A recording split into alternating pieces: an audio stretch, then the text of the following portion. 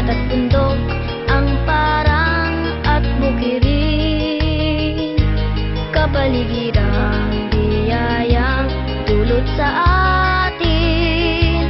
Pag-ingatan at huwag nating sirain.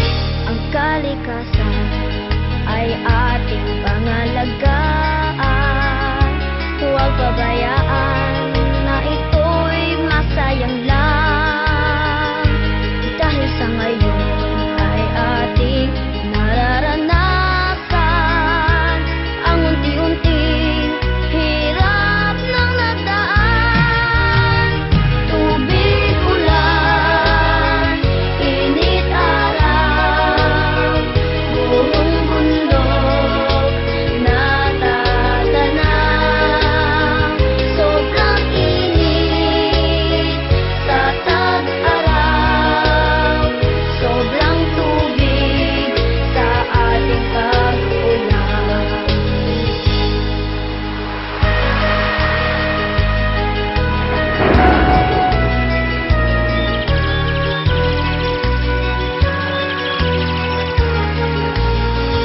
Ang kalikasan, higit sa anumang yaman sa ating mundo, ito ang kaligtasan.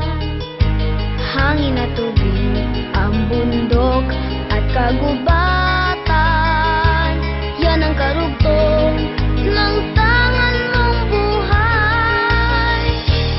Yan ang daan na ito ay masilayan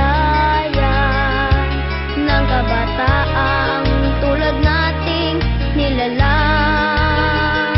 Ang kalikasan ay ating pagkain.